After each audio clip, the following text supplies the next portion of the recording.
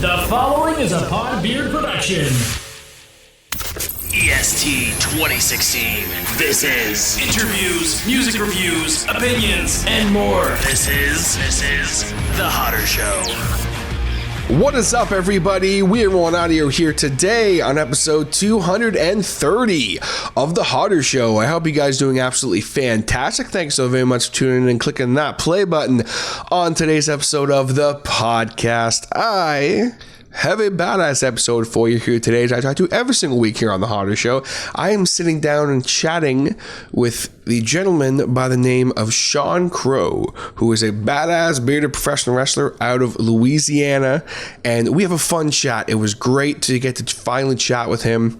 We talk about his start in wrestling, kind of the first wrestling that he ever watched, get into his training and his work on the independents, as well as some matches. We talk a little bit about some maneuvers that he does, one of which in particular I am a big fan of, and I've never seen it before. So if you are a fan of wrestling, you definitely are going to want to listen to that and this chat. We also, of course, talk about his involvement with Collar and Elbow, which is a great pro wrestling apparel line, and is how I actually kind of discovered him, because I had just happened to be on their page and I saw him and I went, that is a big bearded badass pro wrestler and I want him on my show. So that was how we kind of started chatting. Then he does give a touching tribute to a fallen friend of his, as well as talks about his beard care routine and kind of how his bearded journey started. And then we end off with some more great wrestling chat, as well as a little bit about the current product. And you hear me say something negative about wrestling for the first time in a while. I don't like to say things about that, but I got a hair up my butt about one particular thing. What is it? You're gonna have to listen to find out. It was a great fun chat. I know that you guys are gonna enjoy this, especially if you are fans of wrestling. Sean was definitely a very interesting character to have on the show, and I hope that you guys enjoy it. Let's get into it.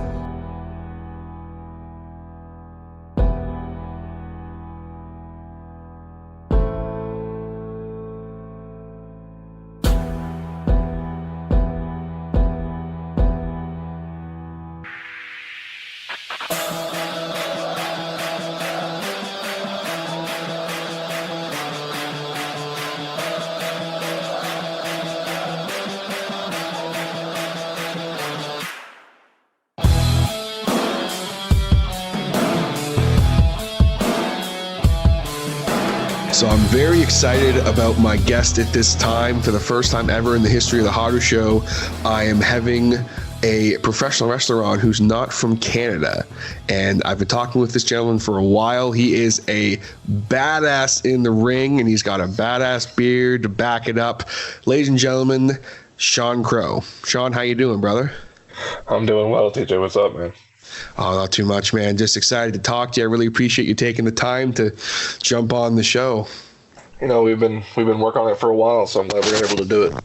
Yes, yeah. And unfortunately, right when we kind of hooked up, that was right before my move. So I appreciate you, being so cool with me taking so damn long to make this happen. But I'm excited, man. I've gotten to watch some of your stuff on YouTube, and we've gotten to chat kind of a little bit. And I know that you're great in the ring, and I know you've got some great stories as far as your love for wrestling. So I'm very excited to talk to you, and just not wasting any time, I want to jump right in.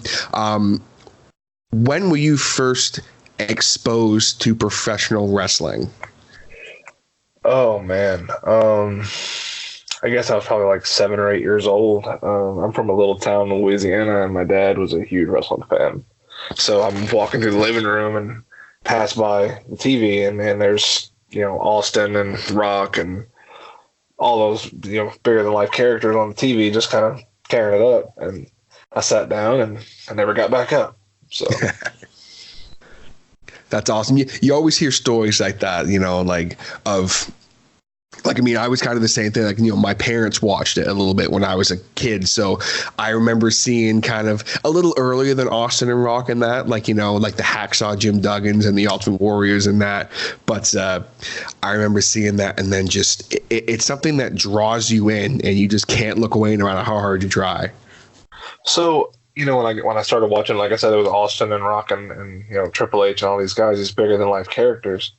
But I became I had such a love for it that I went immediately as soon as the internet, hit the streets. I was going back and watching stuff as far back as Arn Anderson and all these guys back in Mid South Nice. days, Hacksaw and everybody, and it really kind of started my love for everything full force at that point.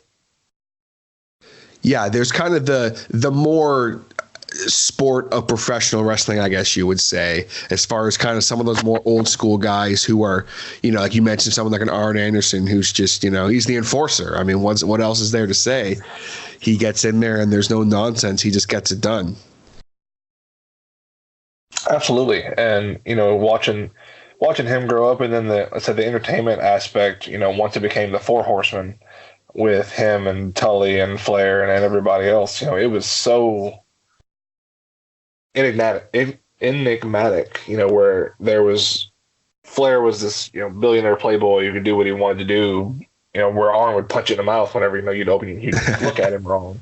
It was so many different characters. And, at the time, then a lot of people didn't play into, it's a character. And you thought that's who that guy was, and it really is a whole different outlook on things whenever you're sitting down and watching these larger than life characters on TV.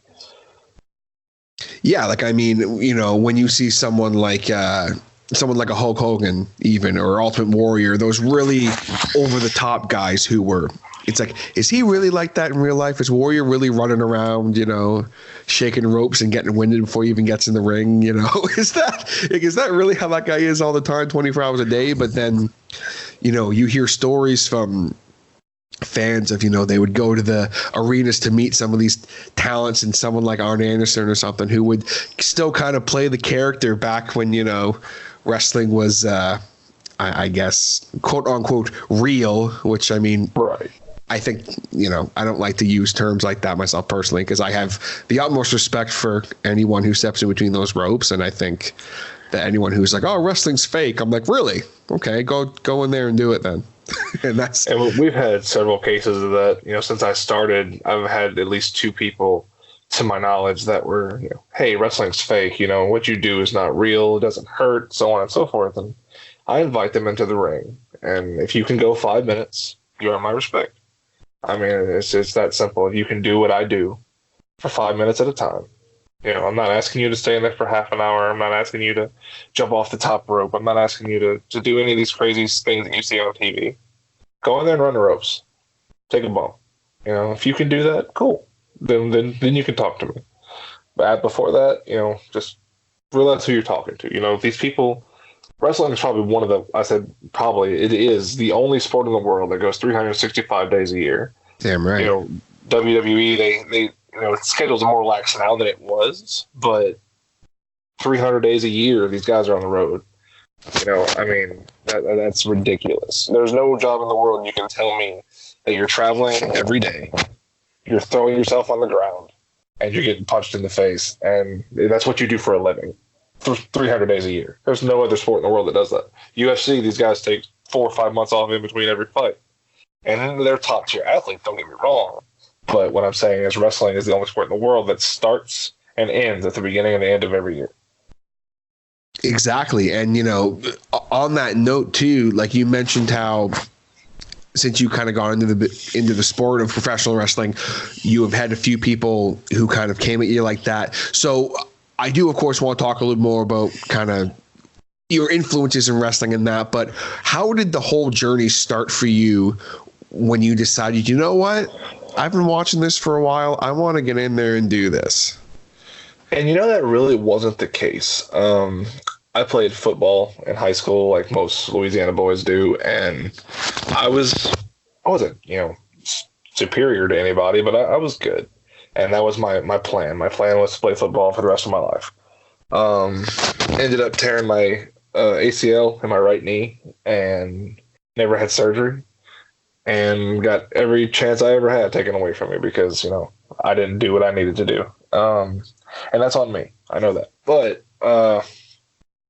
probably a week or two after I graduated high school, I ran into a promoter here in South Louisiana who's just kind of watched me, I think I was on a trampoline if I'm not mistaken, and I'm rather athletic for a larger guy, and saw what I was doing. He's like, "Well, hey, you ever thought about wrestling?" I'm like, "I love wrestling." Sure. He introduced me to a guy here who's now one of my best friends who trained me how to wrestle for a little over a year. I trained, and that first day, you get in the ring and you're like, "Well, this is what I've watched. This can't be hard." And then they beat the crap out of you for 3 hours, and you go home like, "Okay, well, maybe tomorrow will be easier." And then you wake up and can't get out of bed. That's probably the point where most guys who's like, "Oh, I'm going to break into the business," go, "This isn't for me." Because waking up and not being able to move, is a really eye-opening situation. But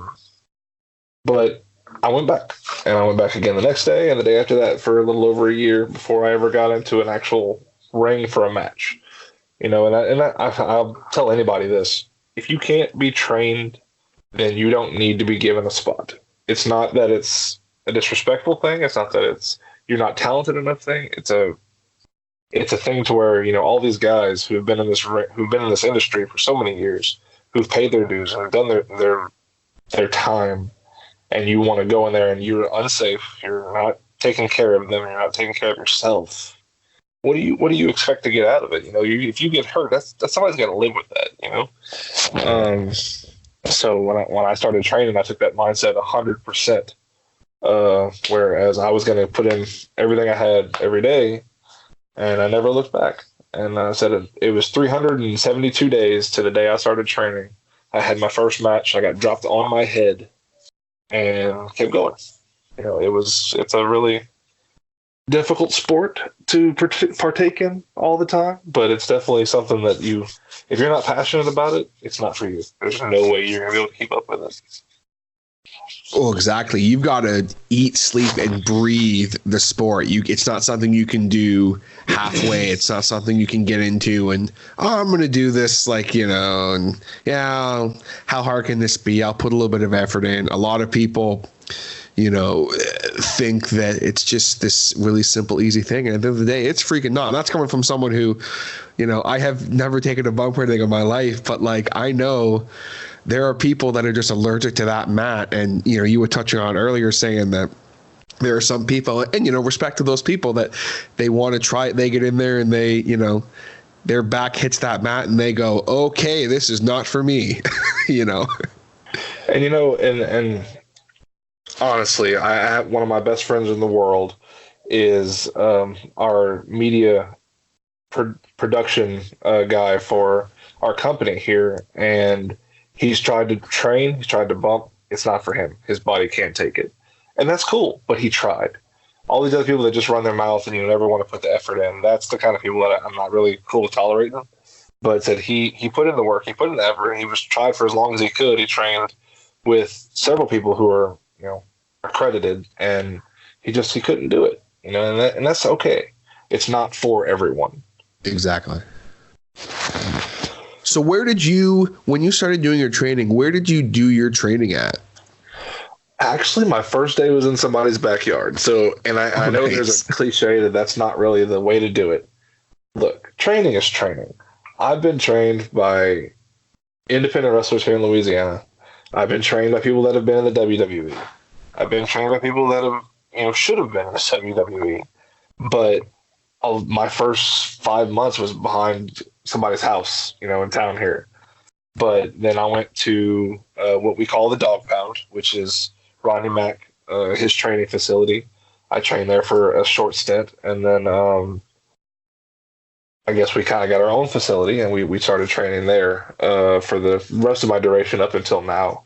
We're actually trying to piece all that together still again, but it's a work in progress.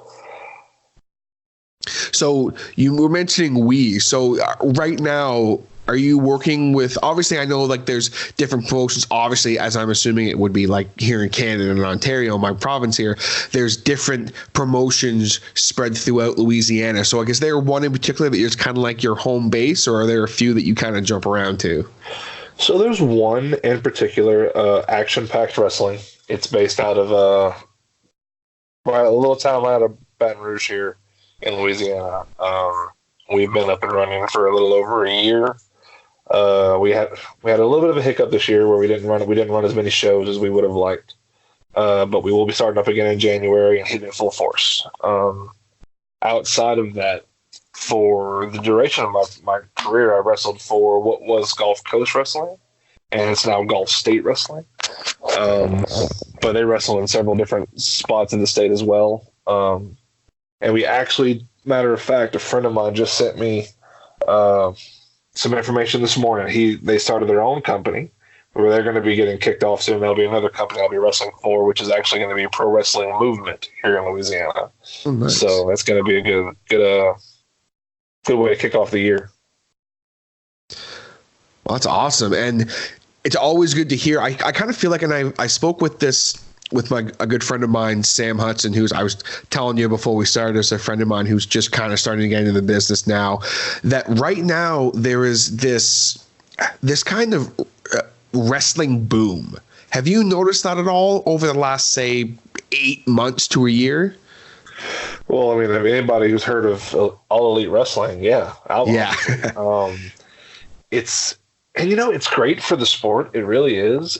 But it's also really bad for the sport.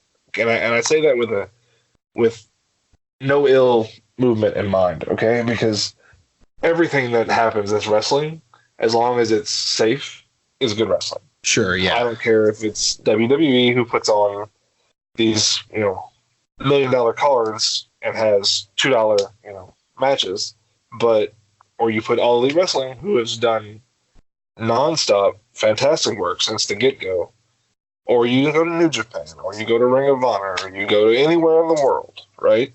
As long as it's safe wrestling, it's probably good wrestling, because these guys have worked their asses off to do it, right? But in the aspect of this wrestling boom, you get a lot of guys who are like, yeah, I can do that. And sure, that's when you get that unsafe wrestling. And that's the problem I have with people like people like this young gentleman I met last month, who is, the first half of our conversation was him downing wrestling in general and saying, I could do that and whatever. And then the second half of it was him being afraid to get in the ring, and I understand, it's kind of scary, but at the same time, that's a lot of people's reaction when it comes to, I need you to go throw yourself on the ground real quick. It's not for everyone, right? And yes, you're not getting hit in the face as hard as someone possibly can. Nobody could go 10 minutes like that.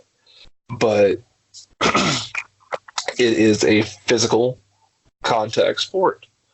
And, this pro wrestling boom that's going on is phenomenal to watch. But to be behind the scenes and to be a part of it, it's a little harder because, again, there's a lot of people that are like, I can do that. And no, like I said earlier, it's not for everyone. It's not. And if you're going to commit to something, I was taught very early on in life, if you're going to do it right. Don't half-ass anything. Don't go in there and say, I'm going to try. Do it. Believe in yourself and do it. Now, I'm not saying that a lot of these guys can't do it. I'm saying they're not putting in the effort to do it. So watching this wrestling and watching it be that unsafe, and I know in Louisiana we have a wrestling commission who nitpicks everything we do. And if it's not up to par as far as safety goes, they'll pull the plug on us. And I would hate to see that for a major company, much less an independent company, because I wrestle in an independent circuit. I wouldn't want anybody to lose their license or to lose their ability to put on shows because somebody came in and said, I can do that. And they let them do a backflip off the rope and they break their neck. That's just, we still have to take care of the sport, whereas enjoying the amount of success it's having right now. Definitely. And that's kind of an interesting perspective too, because I think just as a fan, I'm like, there's all this great wrestling and all this stuff, and that's what we're seeing. But then, like you're saying, there's the other side of it, where now there might be these people that pop up, or there might also be that promoter that pops up and says, hey guys, I'll book you, come to this building on this day, we'll have a show. And then people buy tickets, and then guess what, there's no show. Right. That's kind of the other side of it too. But I'm really curious about something you just mentioned about the State Athletic Commission.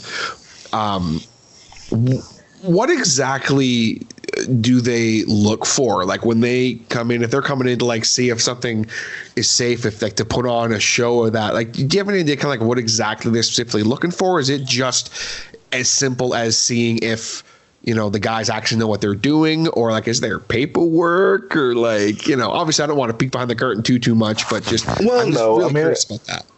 A lot of it's actually public knowledge. So, I mean, if you looked it up, you could find it, but, I'm not going to sit here and down the commission because a lot of guys will, and I have a job to do. I'm definitely not going to do that. But at the same time, you know, they're a necessary evil as far as our sport goes in this particular state because of the way people try to run things.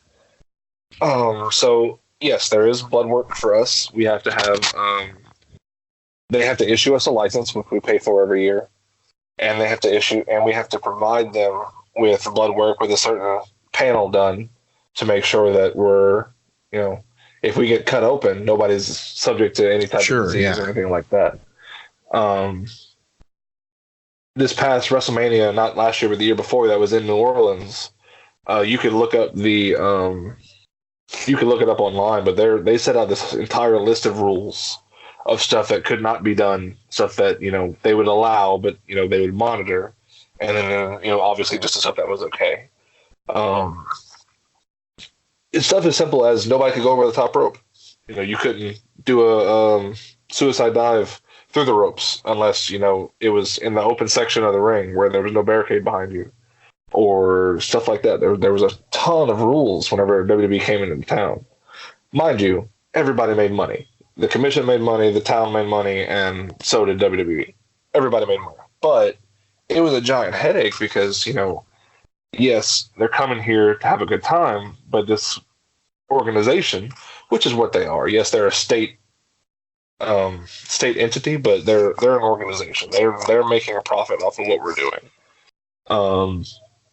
So you have these people that are limiting what you can and cannot do, and you got guys set for WrestleMania like Mustafa Ali, who can't do his off the top rope to the outside dive, or Kazawa, who would do the coffin drop to the outside or anything like that, you know. So it limited them, and the state does this to all of our shows. They're even harder on us than they are on the WWE because, you know, WWE, they can do what they want to do, whether they get fined or not, and, you know, they're not coming back here for another year, so it doesn't matter to them. We're here all the time, right? So we have every show we do, we have a commissioner there from the Louisiana State Wrestling Commission. He checks blood work. He checks the doctor. We have a doctor on call who does all our blood pressure and everything. They record all that, and make sure that's in a file for all of us. They're outside the ring when the bell rings. They're outside sitting by the ring watching everything go on to make sure that everybody is safe and everybody's doing what they're supposed to be doing, right? And yes, they are a necessary evil. Obviously, everybody has an issue, a certain issue with them. But as far as I'm concerned, I've never, you know, they've never done anything to me. I've never done anything to them.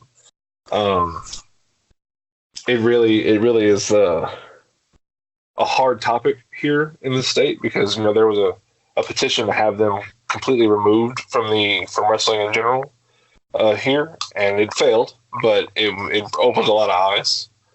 And then they ended up splitting our licenses for our companies into two different categories, one of which doesn't even require them to be at the show, but it requires us to submit our blood work early, right? So people are getting in trouble on that. People are not listening to these rules and these rules. So it's a business. It really is a business when it comes to wrestling here because you have so many different things you have to go through before you can even put on a show, before you can even get in the ring.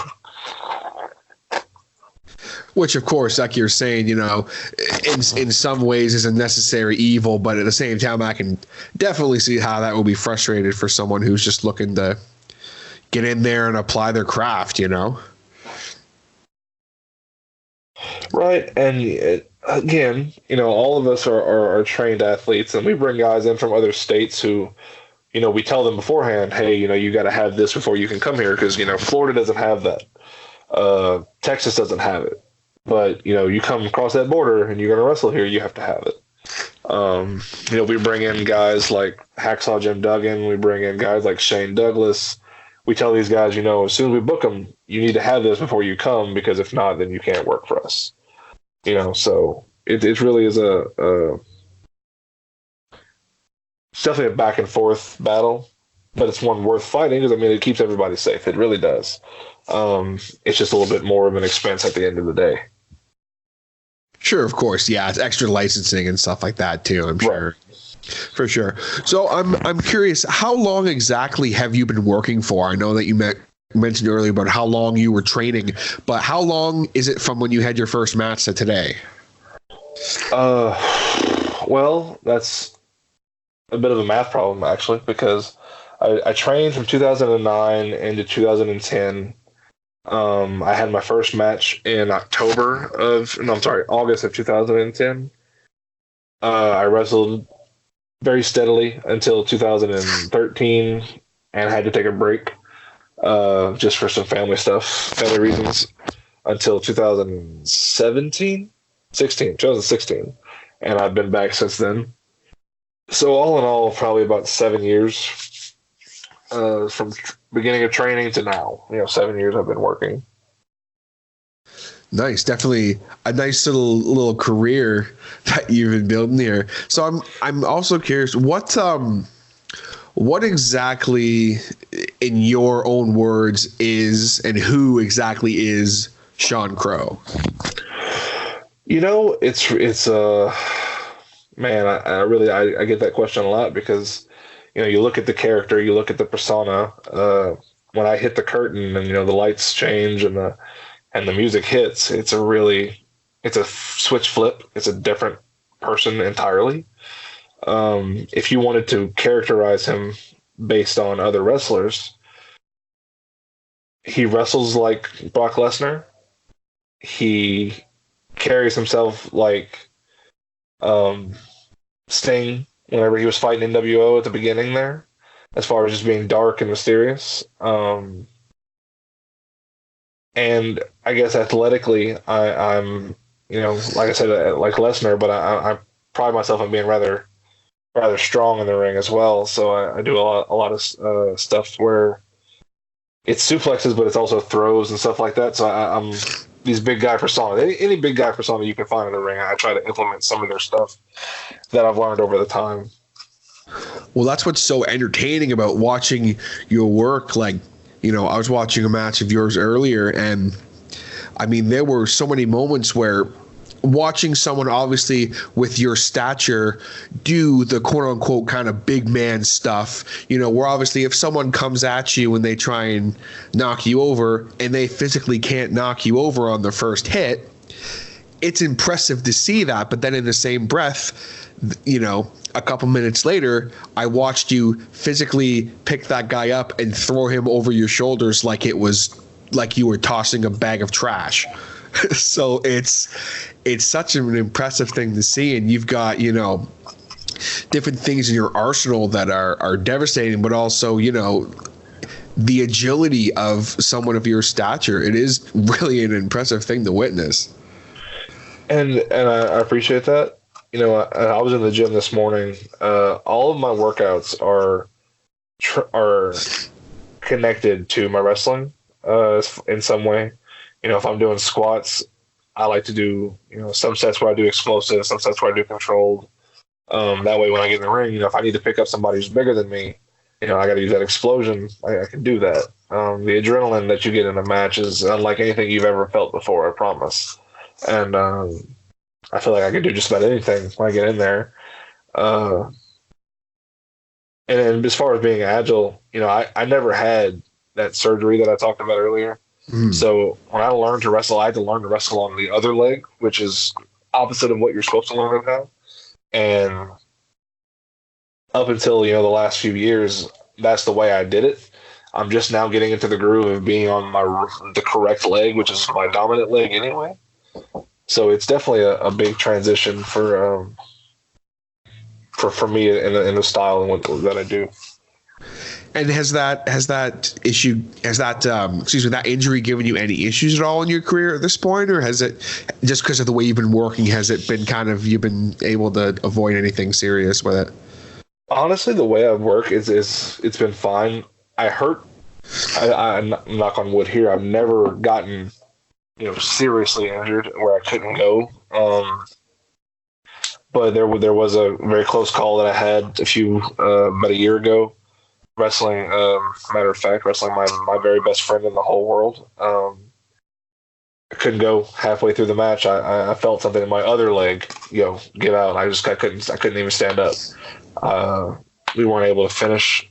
We ended up redoing the match a few months later, so we actually got it done. But it was scary, So I'm knocking on as much wood as I can right now, because I'm been fortunate enough to never suffer an injury where I can't go to work the next day, because I do. All these guys in the independent circuit, mind you, we have full-time jobs. This independent wrestling is not what we do every day, all day. There's no way that we could. Of course. So I've never been hurt to where I couldn't get up and go to work the next day, thankfully. And that injury to that leg, no, never been a problem. My other leg was a concern. We went through therapy. We did all the stuff we needed to do beforehand, and I was completely cleared. So there's been no trouble so far. Well, it's good to hear, and I'm knocking on wood over here for you too, just to be extra safe. I appreciate that. But I want to ask about one specific maneuver that I witnessed you doing in all my years of watching wrestling, and I've always been a self-proclaimed, move nerd, or mark, I guess, if you want to say whatever the term you want to use.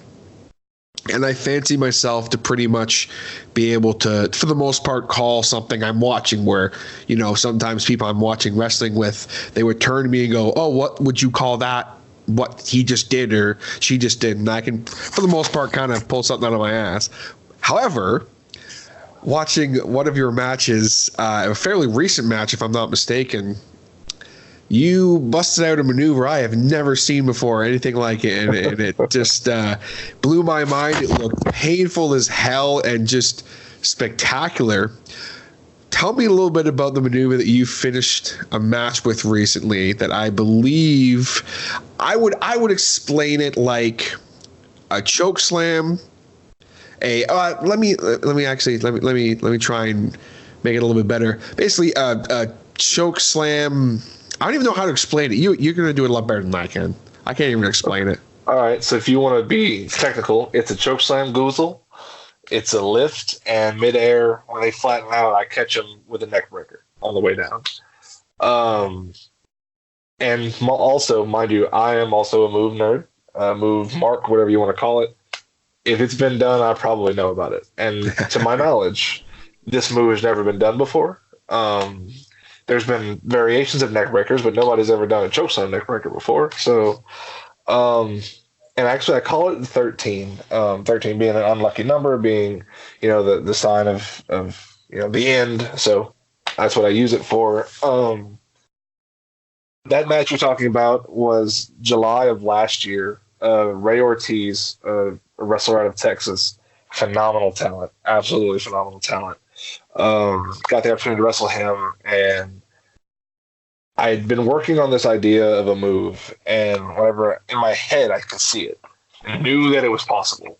And watching wrestling, and I've always been in love with Baron Corbin's End of Days. I love the way it moves and the way it looks, and I wanted something that could be quick and something that would look strong and something that would be devastating, right? So I'm like, I've used the chokeslam before. I know I could do it. I like neck breakers because, smashing the guy's neck into the ground, usually they don't want to get back up. So whenever Ray turned around and I grabbed him, I'm like, well, here we go. So I tried it. Man, it felt great. The reaction I got was phenomenal, and I've been using it ever since. And actually, whenever I started wrestling, we wrestled in a little town here in Louisiana where we packed this building that probably could hold 300 people. We put 450 in there. I mean, we packed this place out, and we brought Rodney Mack and Jazz in on our shows. And at the time, I was tinkering with the idea still then. I mean, I've been, ever since I started, I wanted to do this move. It's always kind of been there for you. Right. And so I'm in the ring with a friend of mine, and he's doing his move. I said, well, yeah, Sean O'Hare did that. And, so on and so forth. And Jazz was like, do you know all these moves? Yes, ma'am, I do. it's kind of what I do.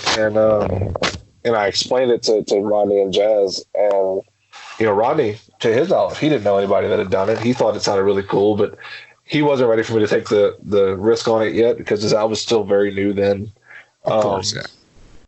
So whenever I did this match with Ray, and, unfortunately to his detriment, I didn't, there was no, in the ring, like I'm saying, I'm sorry, I'm not going to do that. I'm going to, hit you with it. And after the match was over, watching him kind of roll out of the ring was really powerful to me because, I've never done this move before. It works. I did it a couple months later to a gentleman out of Tennessee, and I lost him in midair. I picked him up, threw him in the air. I couldn't find him, and whenever on the way back down, I caught him. Backbreaker.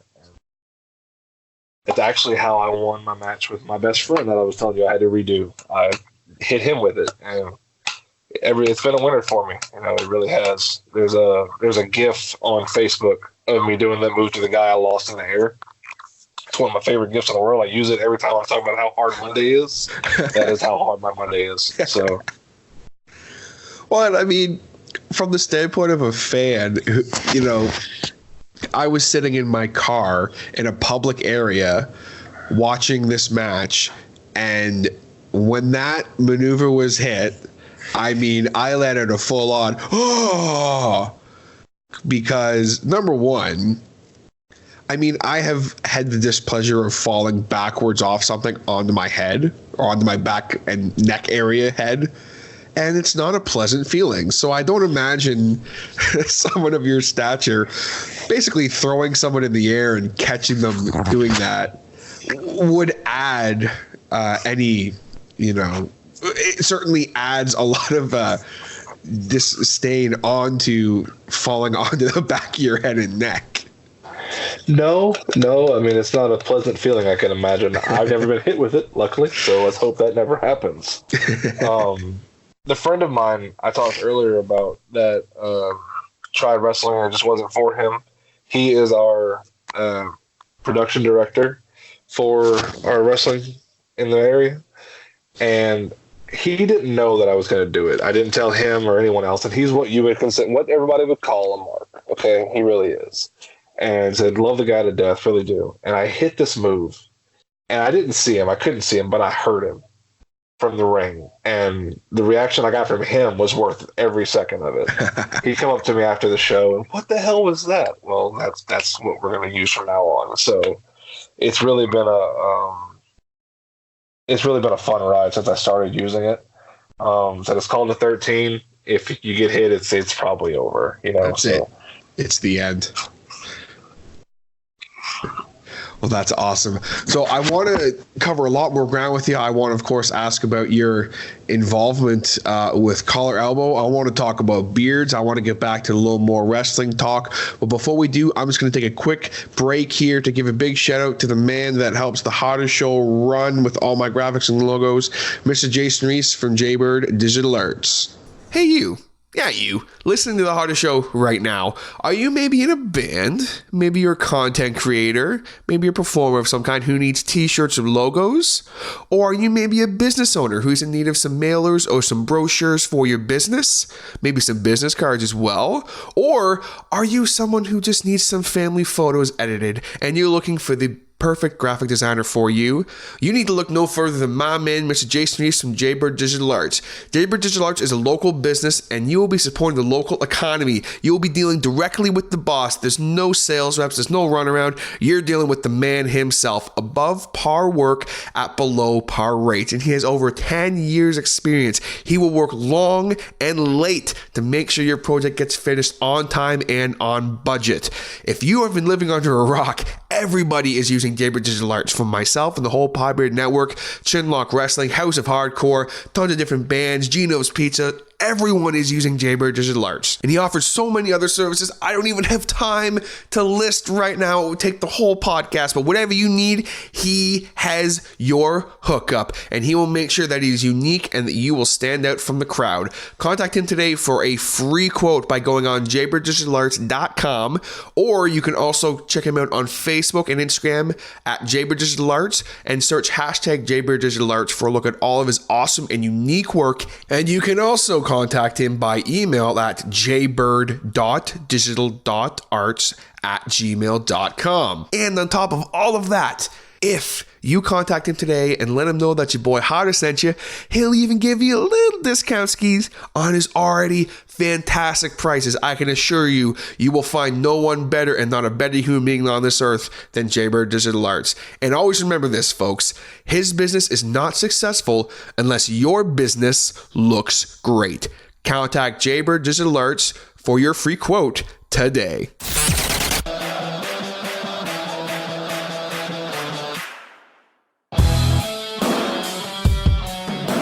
Back on the show here with Sean Crow, coming out of Louisiana, and I'm excited because there's still a lot of ground to cover, because when I was first introduced to you, it was actually through the spectacular pro wrestling apparel brand Collar Elbow. So how did your kind of involvement as a brand ambassador for them start? I'm really curious about this because it's a badass line. Dude, Collar and Elbow I'm actually wearing one of their shirts right now. I love their shirts. I absolutely love Al Snow. He's been phenomenal to work with since we started doing this whole thing. So when I got back into the wrestling business, I wanted to do something where we were making wrestling a priority in all aspects of it, right? So merchandise, ticket sales, everything. Well, I found Collar and Elbow on Instagram, and they're like, we're looking for brand ambassadors. Dude, I'm a little guy from Louisiana. There's no way in hell I get through this selection process. I submit my application. 15 minutes later, I get a phone call from Lexington, Kentucky, and Al Snow calls me. Wow. And asked me if that was my application. I said, yes, sir, it was. And we actually started talking about wrestling because I wanted to book him. Long story short, that didn't happen, but we're still working on that. But anyway, we had a 2-minute conversation, and that was over. But I heard back, got an email from Collar and Elbow. We went through the process. I got selected as a brand ambassador, which I have a lot of friends who are also brand ambassadors. But I got selected there, and ever since then, my relationship with Collar and Elbow has been fantastic. We did WrestleMania in New Orleans. Action Pack Wrestling was at WrestleCon, and I spent the other half of my time at WrestleCon with Collar and Elbow at their table, helping sell merchandise and so on and so forth. And then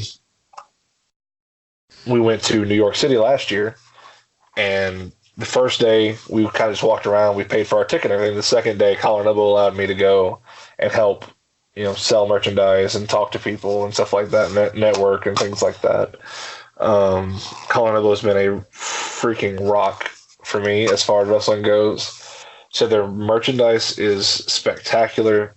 All their designs they just came out with a new design, actually. It's the Macho Man type design, but it's got Al with head in the sunglasses, and it's got Collar and Elbow underneath the sunglasses. It's really, really cool. I can't wait to get my hands on that one. It's awesome. They actually did a wolf pack, which is one of my favorite stables of all time. I'm going to be getting that one too. Man, all their stuff is great. It really is. And so I really enjoyed it. Teaming up with them was probably my favorite thing that I've done since I got back into wrestling. Their entire crew has been, welcoming and help me with getting, my name out there as far as, people using the code that we provide for their discount and everything else. And that just looks better on me, on my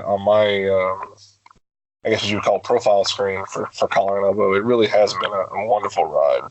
And so getting to know Al, I've met him on a couple of times now. I'm trying to get him in to wrestle with us, and he's a really, really solid guy. His wife is probably one of my favorite people in the world. She's probably tougher than me, and not probably, she is tougher than me. She's awesome. So yeah, just be honest. I mean, you know. Yeah. I hope she doesn't hear this, because then she's gonna kick my ass for it. But you said maybe. Right. She is great. The only other person tougher than her is probably Head, because he has to put up with Al. But other than that, man, it's been really fun. It really has. Well, that's so cool, man. And I mean, you know, it's one of the great minds, you know, of the sport of professional wrestling with Al Snow. I mean, I could listen to him talk about pro wrestling for hours on end. I just love his whole philosophy on it. And, you know, I mean, that was the whole someone asked me once, why are you so adamant with, you know, calling it the sport of professional wrestling? And I literally got it from him one time, where he said, why are we calling this a business? I don't understand. Like, he's like, yes, it is a business, and I understand that. But he's like, if we're talking to fans and we're talking to people who are, you know, let's be real, you know, we are suspending disbelief. You know, right. Like, so why are we calling this a business on television on a worldwide product when we want people to believe what they're seeing? And I just, that just changed it for me. This is not a plug of any sort, but Al Snow released a book. As soon as he released the book, which he did it at WrestleCon, when I was in New York City, I was one of the first people to get a copy. He signed it. It's on my bookshelf up here. It's a phenomenal read. If you love wrestling, if you love the history of it, read this book. I promise you, it will tell you things you did not know. It will tell you things that you probably don't want to know, because there's some pretty jacked up stuff in there. But he did a phenomenal job of telling his story in the way that I didn't think that any wrestler probably would. You know, Jericho tells a lot in his books, but Al went in depth, talking about his way he started, the way they treated him in the WWF. Oh, it's still E, but whatever. Careful. No, it's right. No. I'm gonna get sued. Right, and all this other stuff that he went through, and he talks about all that in that book, and it's probably one of my favorite reads of all time. That, and if you go on YouTube and you search Al Snow Wrestling Seminar and watch what he pushed these kids through and the way he talks about wrestling, nobody I've ever met is more passionate about wrestling than Al Snow. He obviously he owns OVW now. He is making that product phenomenal. You know, they're back on TV, or I say TV, but they're back taping, and they're doing so good over there. Their Impact's developmental process now, they really are. He's doing phenomenal work everywhere in the sport. If you need a kick in the teeth as far as wrestling goes, YouTube Al Snow Wrestling Seminar, and you'll understand what wrestling is supposed to be. Well, that's it. And if you need a badass looking T-shirt, right, hit it up. And do you have that? Do you have that code on you can give it, or is it like a link code? Of course. No. If you go to the Collar and Elbow website, which is just collarandelbowbrand.com, you go to the store, and any shirt you pick, or any jacket or whatever you want, they got some really cool stuff on there right now, man. They really do. And in the checkout, if you put code CrowsFoot53, you'll save 10% on your order right there. That usually covers your shipping, so usually your shipping will be free because of that. So I mean, just whatever you want to buy, there's all kinds of stuff on there, especially for the winter now. They got jackets, beanies, all kinds of stuff going on out there right now. That's badass. Well, it's funny. I live obviously, like, I don't know if I actually live in Canada, and in the town I just moved, obviously, as you know, as I said earlier. Right. And my first day that I was here, I was walking down the street downtown. It's kind of a bigger town, and I'm walking down the street and I see a gentleman in a collar and elbow T-shirt, and I just about had a heart attack. I was like, this is amazing. Like, holy, I knew that obviously collar elbow is growing and it's becoming, I'm seeing it all over the place, but I hadn't seen one in Canada yet.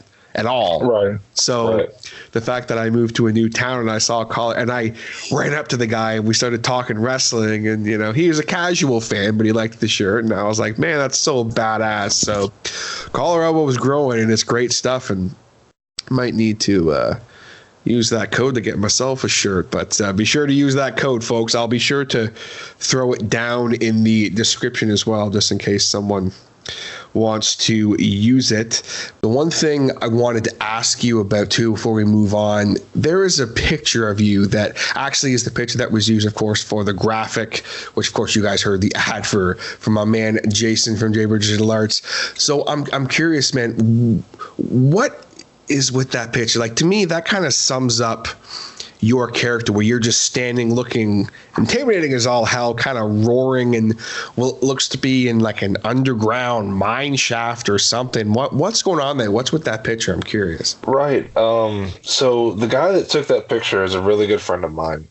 He's the photographer for our company, or I'm saying he was the photographer for our company. He has recently, in the last couple of months, passed away in a motorcycle accident. I hate using the word accident because it wasn't, but regardless. So we were taking promo shots one day, and I had never done that particular pose or that thing before. He's like, look, you got the beard and everything going on. Why don't you try just, giving like a scream or something, or a roar? I'm like, well, yeah, I could do that. So I hit this pose and I did it. So the next night he sends me this picture that he kind of photoshopped and worked with, and made it out to what it is now. And I use that picture all the time, and especially now. That's the kind of stuff that Carter did for us. He made sure that we had the absolute best when it came to promo shots. We had the absolute best when it came to the in-ring action shots. He is probably one of the more, or I keep saying is, and I don't mean to. He was one of the more genuine people I've ever met in my entire life. He was definitely taken entirely too soon.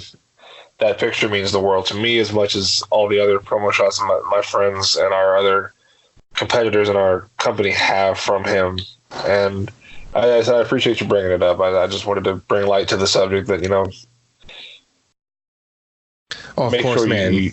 Make sure you value what you have, Absolutely. It's a lesson that I think everyone sometimes, needs to be reminded of, because you never truly know what's going to happen. And I mean, he was obviously I never had the pleasure, of course, but,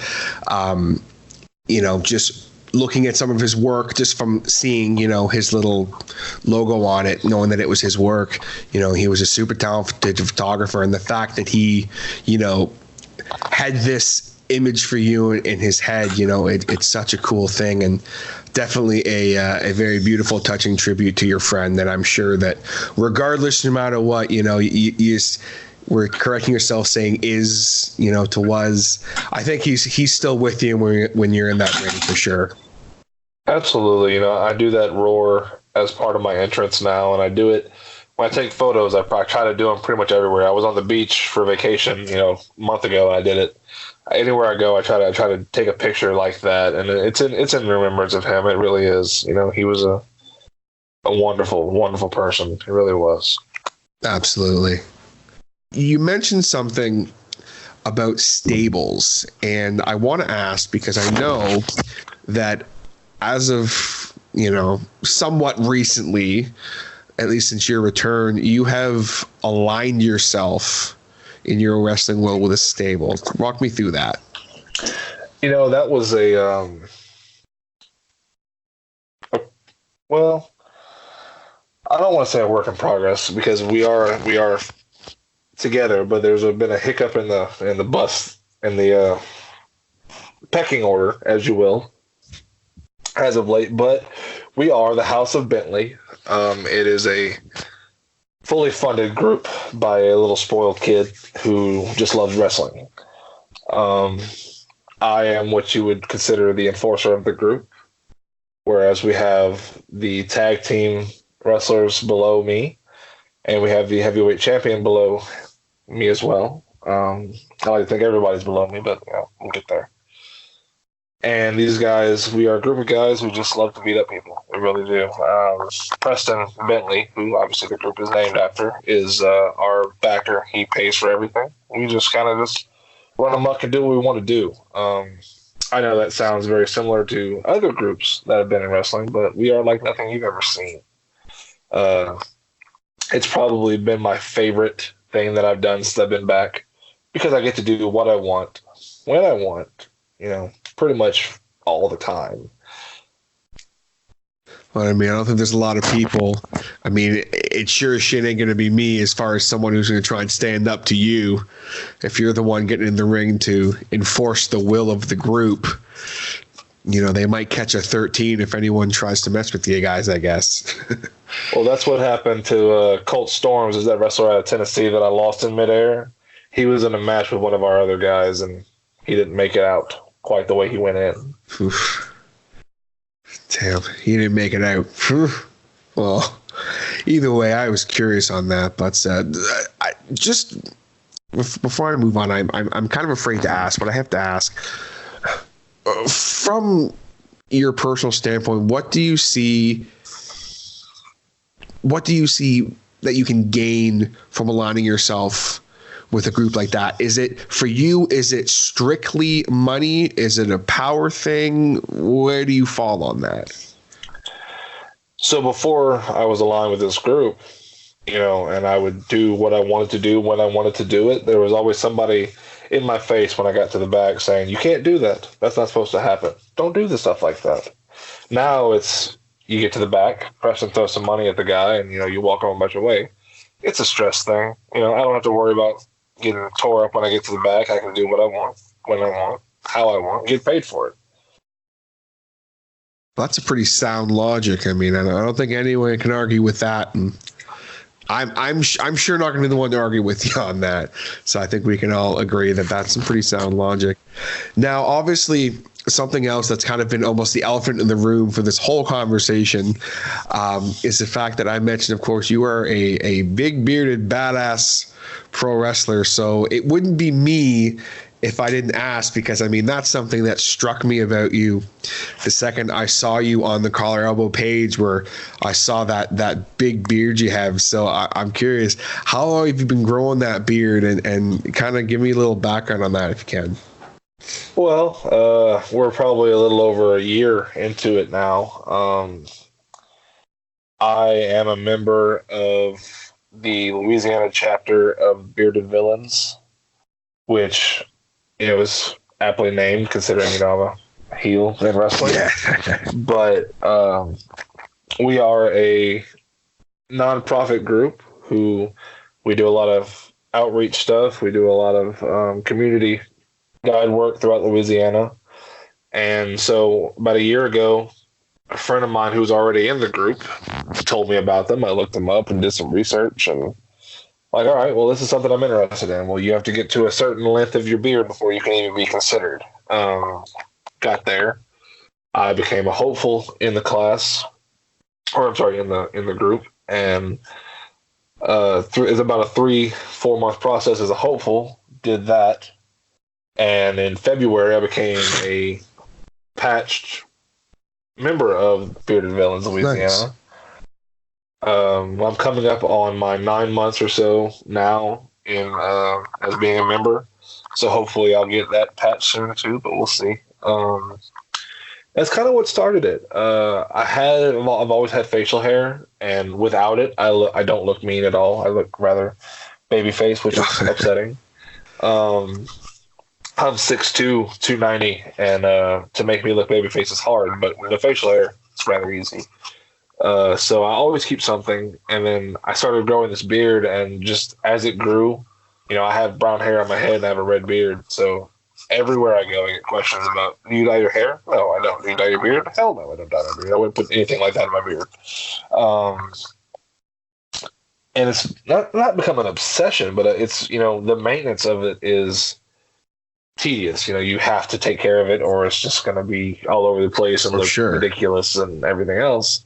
So for the last year, when I get out of the shower, I blow dry it. I've got these products that I use. I'm known for it now. So I absolutely would entail that it's part of my persona now, and it's not going anywhere in the near future. Well, that's it. And I mean, that's something that even I didn't really think about till you just said it, how the fact that your beard is a different color than the hair on your head. Something that I didn't really put too much thought into, I guess, because I've seen it before. But when you were growing it, was there anything that was like super hard for you? Like, I know it was like some people, like, I mean, just use myself as an example, my beard doesn't grow the greatest. That's why I keep it short. Did you have any like moments where you were just like, man, I got to cut this thing off? Or were you just like, hey, I want to get on the bearded villains. I want to let this thing grow? I mean, it was kind of a mixture of both of those reactions, because everybody goes through that awkward phase where it doesn't look good no matter what you do with it. So it really is kind of difficult, but at the same time, the itching, everybody has the itching problem, but there's products for that. Everybody has the dry skin, so they get the flakes in their beard. There's stuff for that. I just kind of dedicated myself to it after a certain point, because you go through that awkward stage. Once you get out of it, and like mine goes really straight. Like it's almost like the hair on my head is not a typical beard. So the way it comes out is very straight and very, very perpendicular. There's no craziness to it really. So I've really enjoyed having it. And if it was a typical beard, I probably wouldn't even have kept it really, because it wouldn't look right to me.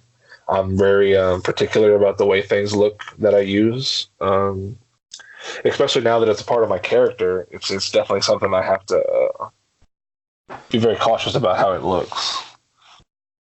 Oh, definitely. And I mean, it's a super unique beard. I mean, I see, hundreds of beards in a week at this point on social media and that. And I mean, yours is always one that it always stands out.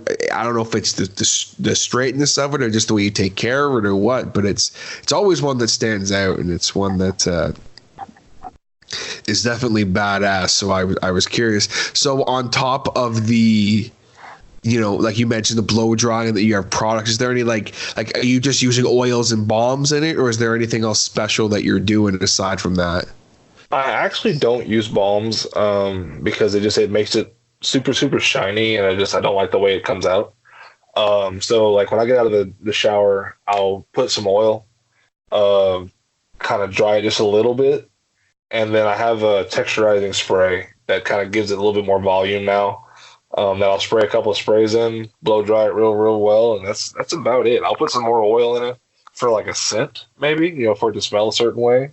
But other than that, there's really not a whole lot of products I put in it. I don't want to, because you can't just use stuff that you put in your hair, in your beard. So there's certain things you have to buy, and I just haven't found a product that I liked enough to use all the time, other than those two things. I'm just very cautious about what I put in general. Oh, of course. And I mean, that's something that even in, I think most people in their journeys, and that's why I always like talking to, people who've got beards and kind of their care routines if they have them, because there's so many people, even I know, that just, I just use the shampoo on my head, on my beard and stuff. And I'm like, oh man, like, I know one guy who, he's got a big beard, and he uses hair gel on his beard to like straighten it. And I'm like, dude, like, there's no way. You gotta take care of it and use some high quality oils and stuff. And like, just, it's not a hard thing to do, and there's some people that don't understand it, and it's just, if you take care of it, if you take care of the skin underneath your beard as well, which is, extremely important, like you were mentioning earlier, it will grow and grow well. Right. Do you have anyone that like comes up to you at shows and are like, can I touch your beard? It's the weirdest thing. Women love to touch beards. I don't understand what it is. It's, I'm in a relationship, and I'm, fully committed to that particular woman, but it's a very strange thing. If I can't go into a restaurant without somebody commenting on it. I was sitting in class for work the other day, and the instructor stopped the class just to comment on my beard. It's a very strange scenario. Wrestling is not really the place because I am a bad guy, so I don't go out to the crowd much as far as communicating with them. But when I do, yes, somebody's going to stop and ask about it. But yes, it's usually women. It just is. Guys are like, "Oh, I wish I could have a beer like that." Women are like, "Oh, can I touch it?" I'm like, well, yeah, sure, why not? But That's funny. Like, it's things that I've seen too, with my bearded boys. Shouts to Kane and Cable here out of Canada. They've told me stories of the same thing where people just walk up to them and grab their beards and start touching them without even saying anything. And it's like, yeah, okay. Like, it's definitely an odd thing to witness from the outside. Yeah. For sure. Well, this has been a great chat, man. And just kind of getting ready to wrap it up, I'm really curious to kind of go back for a minute to talk about just wrestling in general. Who was kind of some of your favorites when you started out, when you broke in, and then now that you've kind of been in the sport for a little while? Is there anyone you really like to kind of watch now for inspiration? Yeah. So when I started wrestling, really the only two companies I knew at the time, were WWE and what WCW was before it ended. So growing up watching that, Goldberg, Flair. I'm not a huge Hogan guy, but his character presence as far as what the crowd did was phenomenal. People like that from WCW, and then you go to the WWE and watching guys like Test. I was a huge Test fan. Awesome talent. I really, really was upset when he passed. Sheamus, I do the Brogue Kick. I call it the crow's foot. It's actually the code is crow's foot 53. I do the crow's foot. I've actually broken several noses with it. It's a hell of a kick. It really is. Sheamus, and probably Triple H was one of my biggest things. I do a spine buster. I sometimes do the spinning double A spine buster like he does, but a lot of the time it's up and down the way Brock did his back in the day. And Batista mostly did that spine buster. Guys like that. And then watching it now, so that was then when I first started, I really wasn't aware of the other companies.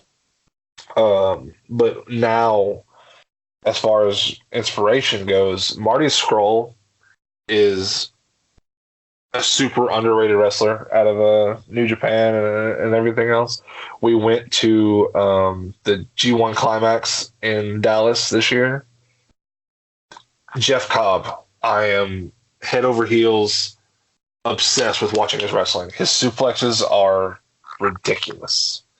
He's out of ROH. I think he does some New Japan stuff too. AEW, man, all their guys are so talented. Sammy Guevara, I've watched his indie stuff, and getting to watch him in AEW now, like the stuff he did with Cody was outstanding. Yeah. Obviously, I can't do a lot of that flippy stuff, but I'm learning some. I'm getting there. You'll be surprised to see some matches where I do some stupid crap soon. But stuff like that. And probably right now, my biggest inspiration in wrestling, The Fiend and Bray Wyatt. I love they gave him creative control over his character. I think that was the absolute best move for the WWE, and then now they put the belt on him. I can't wait to see where that whole thing goes. Oh yeah, like actually, as we record this, the last SmackDown that aired, I'm not sure if you had gotten a chance to watch the whole thing yet or anything, but he actually made his presence felt on that show by attacking Daniel Bryan. So, oh great! I'm curious as hell to see what's going on there, because I was a big Bray Wyatt fan before the Fiend and that, as I'm sure you were. And when he came back, he dropped some weight, he got a little more jacked up, and when that Firefly Funhouse came out, I was in fully 100%. Oh, absolutely. And people were worried, this was going to be like a Brodus Clay, Yeah. joke thing. No, whenever they told me he had control over his character, you knew that was going to be some twisted stuff, and he did a phenomenal job telling that story. For sure. And I mean, it's just only getting better. And I know that, so many wrestling fans, the WWE universe especially, like to just, complain about everything and, oh, we want this guy to win the title, and then they win it and they go, oh, we don't want him to have the title anymore, and blah, blah, blah, blah, blah. But I think everybody can agree on the fact that Bray Wyatt's The Fiend is for sure one of the best things in WWE right now. Absolutely. Sure. And you look at some of the, I'm not trying to I don't down any wrestling, but you look at some of the crap that WWE has put out in the last year. That's definitely the number one thing going. They're not forcing Reigns down your throat. They're not throwing Seth Rollins victory parades every week now. It's definitely, they're on the right track as far as keeping up with the other combined wrestling they got going on. Also, I think throwing NXT in the Survivor Series was the only logical move, because NXT is kicking everybody else's ass in ratings.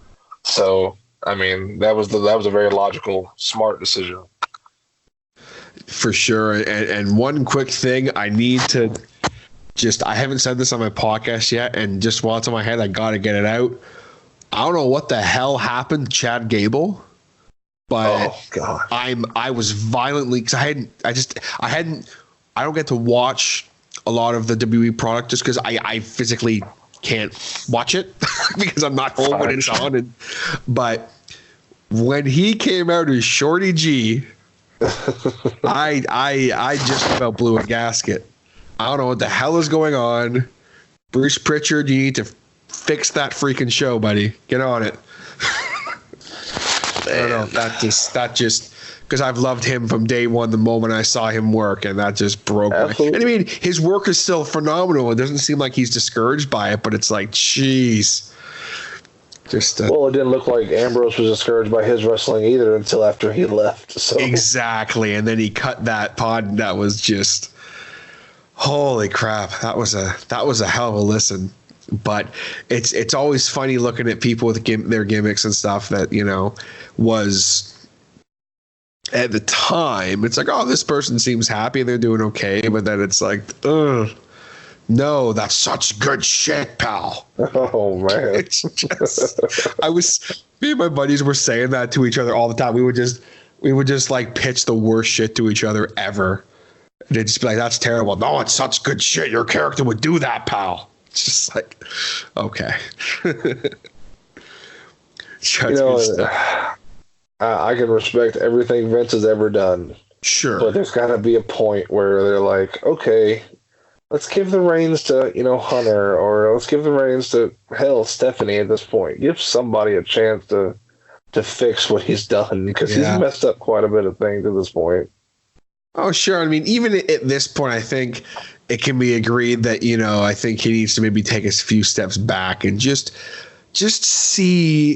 let go a little bit, like you look at Vince McMahon's track record and what he's done for, professional wrestling. And it's like, I mean, it can't be denied, he's had, great success, but if he's coming up with ideas like Shorty G and freaking, this whole Rusev, Lana, Bobby Lashley angle. And I mean, I'm sure Vince isn't the one sitting there pitching it, but I guarantee you he pitched Shorty G the second he probably walked by a monitor and saw Chad Gable, was like, look at him, he's a little short guy. And he's been notorious for making bad stuff work, but lately, man, it's just been so bad. I don't know. It's discouraging because like I try super.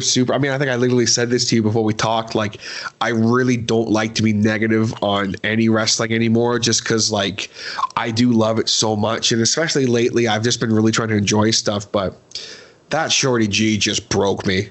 I was just like, what the hell happened? And especially when I'm watching stuff like I don't know if you've caught. I know you're a big fan, so I don't know if you've seen any or not. But any of the NWA Power stuff? I've watched the first episode. I haven't been able to sit down and catch up on it though. It's good. If you like studio wrestling, that kind of old school, Yeah. It's good. It's really, I really like what they're doing. It's actually a different. funny story. Actually, I saw a thing on Facebook the other day of Colt Cabana picked his partner was Mr. Anderson for NWA Power the other day. Yes, right? yeah. Well, when we were in New Orleans for WrestleMania, we were at a bar where Tommy Dreamer, Noel Foley, and Mr. Anderson were doing autograph signings. So we're hanging out with them, and they go into the bar, and Anderson grabs the mic. And he does the whole Mr. segment, and then he goes, can't. And the bar was like, look, I can't get sued. Please don't do it. He's like, you're right.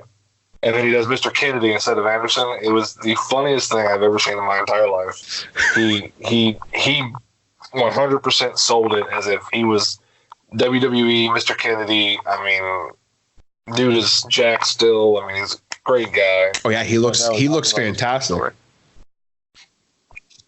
Yeah, that's freaking hilarious. I can totally see him doing that too. It's always, I mean, it's all in good fun, and it's like, man, no one wants to get sued. Come on. No, but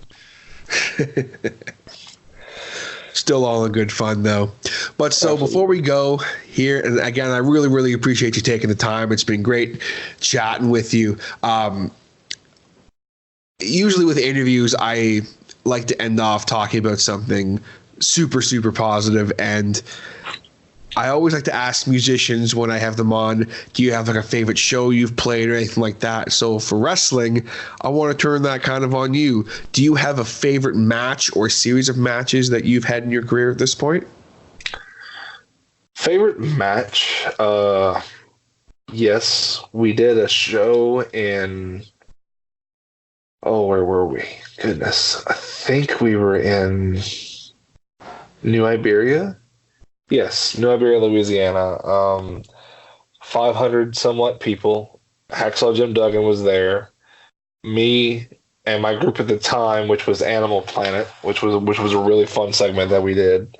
Animal Planet and Hacksaw versus I think we wrestled a group called Trilogy at the time. And just wrestling with Hacksaw is so much fun. He is exactly what you think he is. Exactly. I was just about to say that. Is that how you think? Like, okay, so before he goes to the ring, maybe not so much, but once that bell rings, he is fun, he is loud, he is as charismatic as you expect him to be, and he is a damn good wrestler for being as old as he is. I tell this to everybody that'll listen that whenever I was at WrestleMania in New Orleans, we had coffee every morning before WrestleCon. He is a great guy. He really, really is. Favorite match, hands down, because we just had so much fun. We tore it up. We were the main event. We finished the night with so there's four members of Animal Planet. So we each got in a corner. The leader of Trilogy in the middle of the ring, and we did the Shell Shock from Ninja Turtles, where we all run and jump our backs at him. And whenever we hit him, he's kind of stunned and turned around, and the Hacksaw is running shoulder tackle. So, I mean, it was a really fun night that night. That's probably my favorite match that I've ever done. As far as being fun, and my favorite technical match was a good friend of mine. I say good friend, he's my best friend in the world. Scott Phoenix. He wrestles out of New Orleans. There's a company there called Wildcat. He's known for wrestling for. He's a bodybuilder. He is everything a man should look like. That's him. We tore the house down in New Iberia. We tore the house down in Sunset. Anytime I get in the ring with him, he makes me better. He trained me. He is every bit as good as he looks like he is. He is that good. So that's my favorite technical match I've ever had. Well, that's fantastic, and thank you for sharing that story about Hacksaw too. That's awesome, because I always I'm like, man, I wanted him to be a nice guy because he just seems like there's no way he's not a good guy. Like there's no way he's got to be. It's like Mick Foley. You know, everyone always says how Mick's like one of the nicest human beings in the world. It's like there's no way he isn't. So that's so good to hear. And I really seriously watched Mick Foley give the shirt off his back to somebody. Literally watched him do it. He is that kind of person. That's awesome, and especially with all the, I think unneeded negativity sometimes towards the pro wrestling industry, where there's all these exposés on the bad side and all this, and especially with back in the day stuff.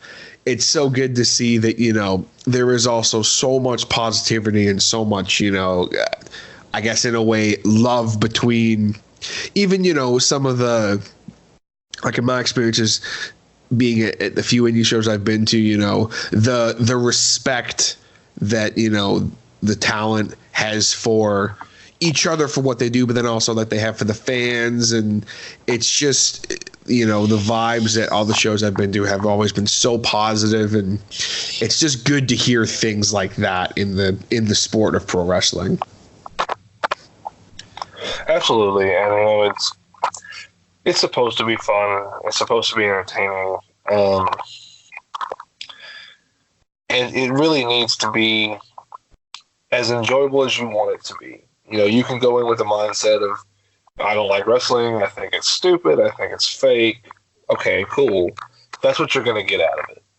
If you go in with the mindset that this is entertainment, you're going to be entertained. These guys are world-class athletes, regardless of the level they wrestle at.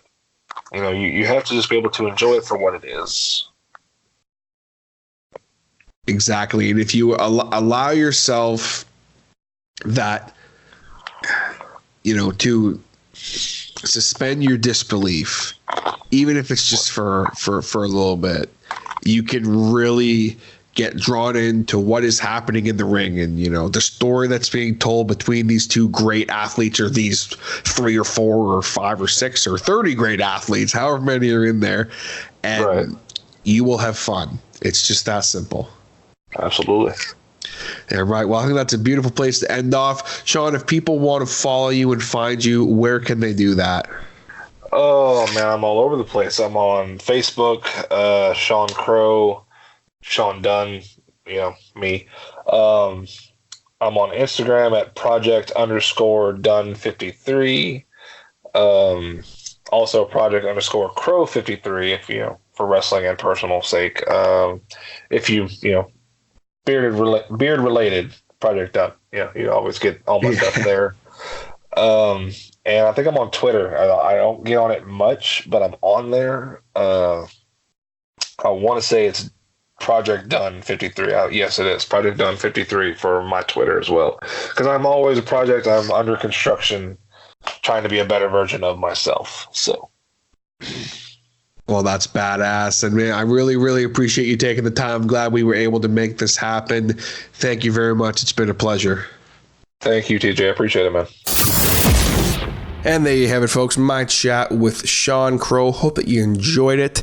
If you are potentially a new listener of the show, maybe you've never listened to my podcast before, if you enjoyed it, please leave a subscribe. I do seriously appreciate it. Leave a like. Let me know what you thought of the episode in the comments section, if you are able to, of course. And if you're able to do a rating, I seriously do appreciate that as well.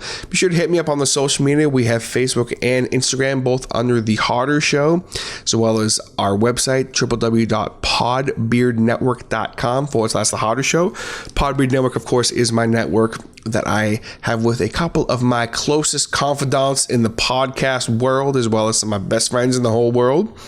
And of course, if you are so inclined and you want to help support the show, aside from listening, which is seriously the greatest thing, and thank you so very much again for that, especially if you're still listening, you are literally my freaking hero. Seriously, if you would like to maybe help out a little more and help the show grow, as I've been saying the last couple of weeks, we have been in and are in the middle of a big growing period for The Harder Show. It's been really, really cool to witness and really fun to watch. Every day I wake up and I don't like to check my numbers too much, but lately, man, every day that I wake up, I check and stuff is still going good and going strong. So that's exciting for me. And I know one day, hey, man, these things come in peaks and valleys when it comes to the podcast world. So I know eventually it's going to go into a valley, but that's okay because we still have fun here. But when it's at a peak and things are doing well, that's really exciting. So I'm riding this wave as much as I possibly can.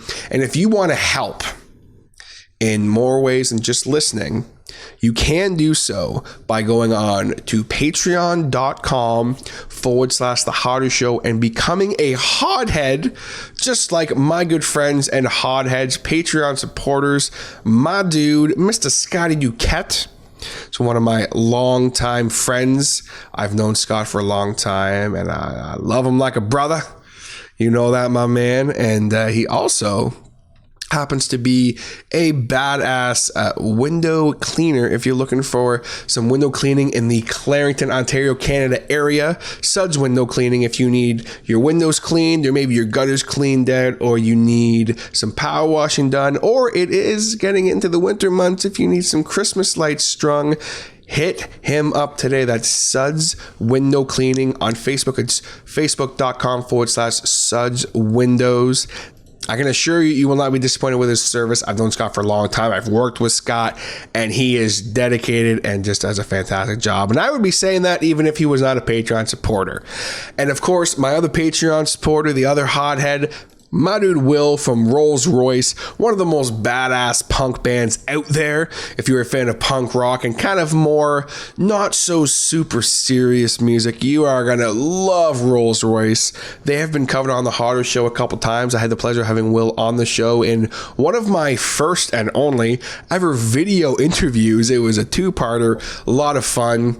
I've gotten to have coffee with Will as well, and he's just a great dude. And I do seriously appreciate the support, my man. You, of course, can find Rolls Royce anywhere you get your music.